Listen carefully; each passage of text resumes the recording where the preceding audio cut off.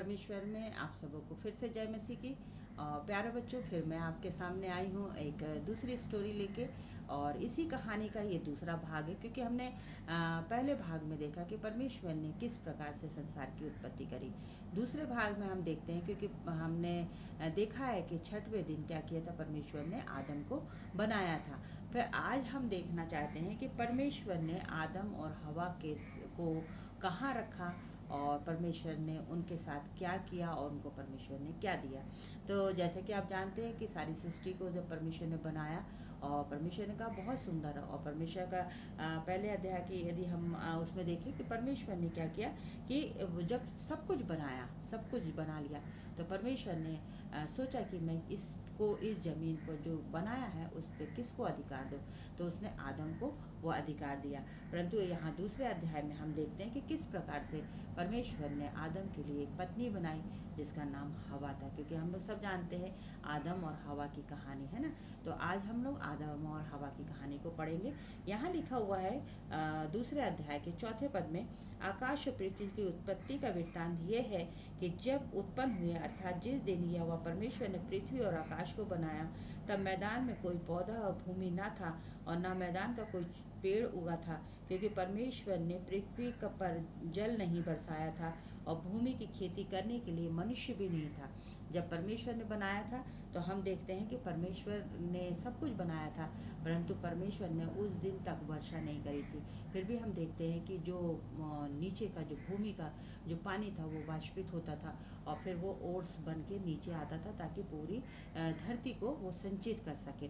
यहाँ लिखा है कि तो भी कोहरा पृथ्वी पर उठता, जिससे सारी पृथ्वी सिंच जाती थी। आप सभी को मालूम है, जब हम सुबह उठते हैं तो ज़मीन को देखेंगे तो थोड़ा सा गीला गीला रहता है। हम लोग कहते हैं कि कोहरा गिर रहा है, मतलब ऊपर से छोटा छोटा पानी गिरता है, जिसको हम लोग कोहरा कहते हैं। तो उस समय जब प्रभु ने बनाई थी स्टार्टिंग, क्योंकि हम लोग शुरुआत से देख रहे हैं कि परमेश्वर ने कैसे पृथ्वी की उत्पत्ति करी थी, तो वहाँ पे हम देखते हैं कि जब कोहरा गिरता था उससे क्या होता था, क्योंकि पेड़ पौधे बनाए थे, उनको पानी की ज़रूरत तो थी ही, पर परमेश्वर ने सब कुछ बना लिया, सब कुछ अच्छा था, परंतु सोच समझ के।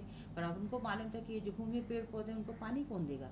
जैसे अपन के गमलों में जब अपन पेड़ पौधे में लगाते हैं, यदि हम पानी नहीं डालेंगे तो क्या हो जाते हैं, वो सूख जाते हैं। तो वैसे ही जब परमेश्वर ने ज़मीन पे पौधे लगाए, और बहुत सुंदर पौधे लगाए थे, तो परमेश्वर ने कहा था कि ये कैसे, तो परंतु उस समय वर्षा नहीं, जो ऊपर से आकाश से पानी गिरता, हम देखते ना बरसात में, तो सारे जगह मतलब पानी गिर जाता, पेड़ पौधों में। जंगल में कौन पानी देता, जब बरसात का पानी गिरता तभी पानी उन जंगलों में, पेड़ों को मिलते हैं ना। तो वैसे ही प्रभु ने क्या किया कि अब सोचा, तो तब भी वहाँ पे क्या होता था, ये कोहरा जो पानी है वाष्पित होकर आता था, और पानी गिरता था और पेड़ों को मिलता था।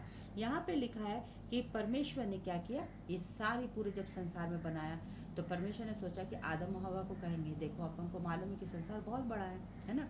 तो आदम हवा को, तो परमेश्वर ने क्या किया, एक वाटिका बनाई, एक एरिया नियुक्त किया, जहाँ पे परमेश्वर ने आदम को रखा। और उसमें लिखा हुआ, यहाँ पे लिखा है कि परमेश्वर ने पूर्व की ओर अदन की देश में एक वाटिका लगाई, और वहाँ आदम को जिसमें रचा था रख दिया। और परमेश्वर ने भूमि के सब भांति के वृक्ष जो देखने में मनोहर और जिनके फल खाने में अच्छे हैं उगाए, और वाटिका के बीच में वृक्ष को, और जीवन के वृक्ष को, और भले और बुरे ज्ञान के वृक्ष को भी लगाया। परमेश्वर ने एक वाटिका बनाई, और इसमें लिखा है, जिसमें उसने बहुत प्रकार के फलों को जो मनोहर हैं और जो देखने में सुंदर हैं। अपन एप्पल को देखते हैं अलग सुंदरता है, केला को देखते हैं अलग सुंदरता है। तो उस समय जब आदम को वाटिका में बनाया, तो बहुत प्रकार के फल थे, और एक से एक प्रकार के बहुत सुंदर, इसमें लिखा कि मनोहर थे, सुंदर थे और मीठे थे। ऐसे फलों को परमेश्वर ने वहाँ आदम की वाटिका में लगाया। और वहाँ पे एक चीज़ और करी, जहाँ पे परमेश्वर ने क्या किया, उस वाटिका में 2 प्रकार के फलों पेड़ को लगाया। और वहाँ पे लिखा हुआ है कि एक तो जीवन का वृक्ष था, और दूसरा था भले या बुरे ज्ञान का वृक्ष लगाया था। परमेश्वर ने सोचा कि इसको मैंने लगा, तब उसने क्या लिखा है कि उस वाटिका को सींचने के लिए, और उस जब वाटिका लगाया, तो उसमें लिखा है कि उस वाटिका से एक महानदी को भी निकाला। वो 4 भागों में बटी है, जो कि पाया जाता है 11, 12 और 13वें पद में। यदि आप लोग के पास बाइबल है तो आप बाइबल जरूर खोल के इस चीज़ को पढ़ा करो बेटा, क्योंकि जब तक हम पढ़ेंगे नहीं तो बाइबल का हमें ज्ञान नहीं होगा। तो यहाँ पे लिखा है कि पहली धारा का नाम पिशोन है। ये वही है जो हबीला नाम के सारे देश को, जहाँ सोना मिलता है, घेरे हुए है, और उस देश का सोना चोखा होता है, वह मोती और सुलेमानी पत्थर भी मिलते हैं। और उसमें लिखा दूसरी नदी का नाम गिहोन। वो गिहोन है, ये वही है जो कुश के सारे देश से को घेरे हुए है। तीसरी नदी का नाम है हिदिकेल है, ये वही है जो अशूर के पूर्व की ओर बहती है। और चौथी नदी का नाम है फरात। ये एक महानदी है जो 4 भागों में बटी है, और ये पूरी अदन की वाटिका को क्या करती थी, पानी को पहुंचाती थी। जो पेड़ पौधे जो भी है उनसे वो मतलब उनको पानी मिलता था। यहाँ पे लिखा हुआ है तब यहोवा परमेश्वर ने आदम को लेकर अदन की वाटिका में रख दिया कि वह उसमें काम करे और उसकी रक्षा करे। जब वाटिका बना ली, सारी चीज़ें कर दी है, पेड़ लगा दिए, सब कुछ सुंदर मनोहर खाने के लिए उसके, क्योंकि आदम है तो कुछ खाना खाएगा, क्योंकि पहले पकाया तो जाता नहीं था, पहले तो पेड़ के फल फ्रूट ही खाए जाते थे। तो आदम के लिए परमेश्वर ने एक भोजन की व्यवस्था किया। वहाँ पेड़ों के लिए उसने एक महानदी को निकाला जो 4 भागों में बटी। और फिर हम देखते हैं कि परमेश्वर ने वहाँ देखा कि वो वाटिका में आदम रहने लायक है। तब परमेश्वर ने क्या किया, आदम को जो बनाया था उसको वहाँ पे रख दिया। यहाँ पे लिखा हुआ है, आगे लिखा है कि और यहोवा परमेश्वर ने आदम को यह आज्ञा दी कि तू वाटिका के सब फलों को खाना, बेखटके खाना। मतलब परमेश्वर ने वहाँ पे आदम को ये आज्ञा दी कि जो मैंने फल लगाए हैं, जो मीठे फल हैं, जो तुम्हारे लिए लगाए हैं, उसको तुम बेखटके खा सकते हो, कितने भी खा सकते हो। और आदम को कहा, परंतु उसने वहाँ पे एक पेड़ का जो फल था, जो बुरे और भले का था, उसके लिए उसने कहा कि तुम इस पेड़ के फल को ना खाना। यहाँ पे लिखा है 17वें पद में लिखा है कि भले या बुरे के ज्ञान का जो वृक्ष है उसका तू फल कभी ना खाना, क्योंकि जिस दिन तू इस फल का पेड़ का फल खाएगा उसी दिन अवश्य ही मारा जाएगा। यहाँ पे परमेश्वर ने साफ साफ उसको कहा था कि तुम इस पेड़ का फल ना खाना। फिर यहाँ पे लिखा है कि तब यहोवा परमेश्वर ने कहा, आदम का अकेला रहना अच्छा नहीं, मैं उसके लिए एक सहायक बनाऊंगा जो उससे मेल खाता। आदम और परमेश्वर ने देखा कि वाटिका मैंने बना दिया, फल उसको दे दिया, सारी चीज़ें उसको दे दिया, परंतु वो अकेला है।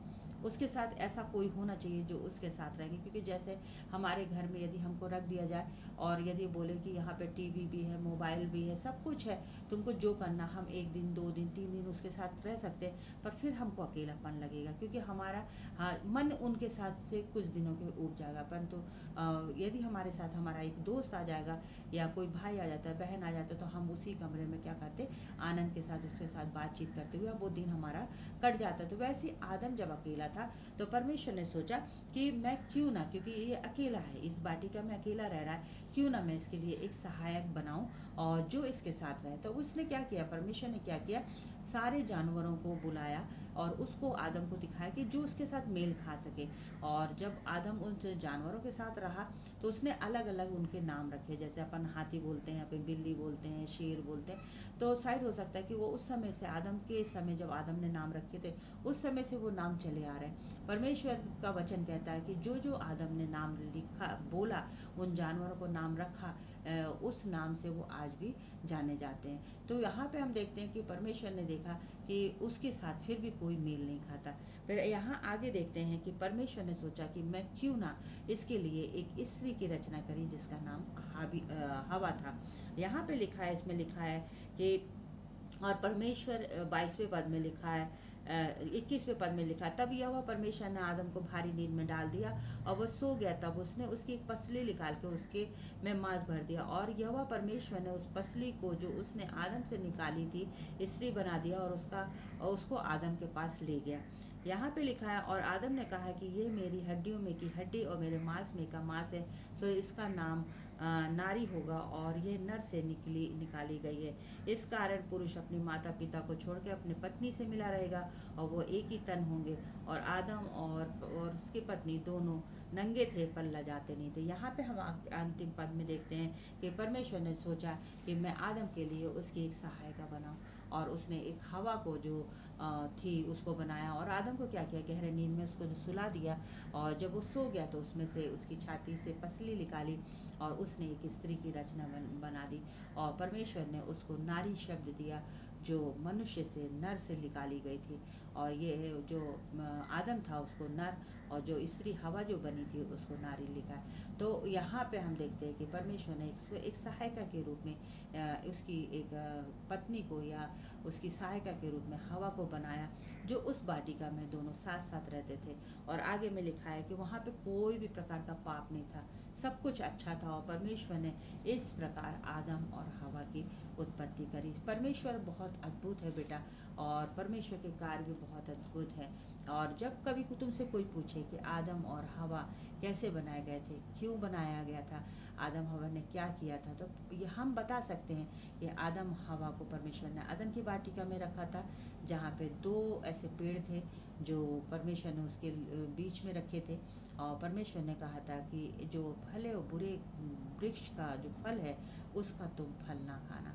और फिर आगे हम अभी कल के एपिसोड में देखेंगे कि उन्होंने क्या किया, क्या परमेश्वर की आज्ञा को माना, क्या नहीं माना। क्योंकि हमें परमेश्वर की आज्ञा तो मानना है, जैसे हमें सिखाया जाता है कि हमें अपने माँ बाप की आज्ञा मानना है, वैसे ही हमें परमेश्वर की आज्ञा को माने।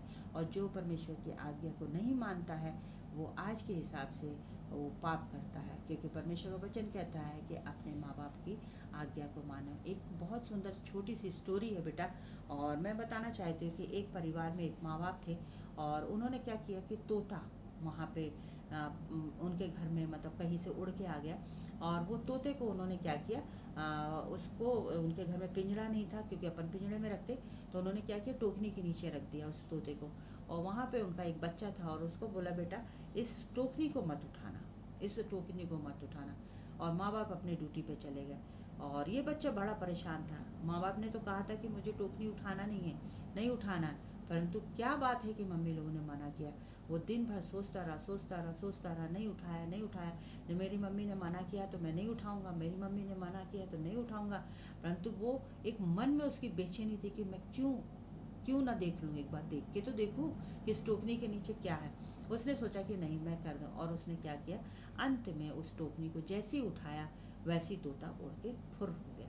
मतलब परमेश्वर अपने माँ बाप की आज्ञा ना, यदि वो आज्ञा मानता तो तोता उनके घर में रहता, परंतु उनने परमेश्वर अपने माँ बाप की आज्ञा को नहीं माना, वो तोता फुल हो गया। इससे क्या हुआ, किसका नुकसान हुआ, हमारा हुआ। तो वैसे ही परमेश्वर हमें कहता है कि हमें आज्ञा माने। तो आदम हवा को भी परमेश्वर ने एक आज्ञा दी थी कि इस पेड़ का फल मत खाना। वो हम अपन आगे देखेंगे बेटा। और ये चीज़ आपके सामने रखा है कि परमेश्वर ने कहा कि हमें अपने बड़ों का आज्ञा मानना है, अपने माता पिता का आदर करना है, तो वो हमारी आज्ञा है, इसको हमें मानना है।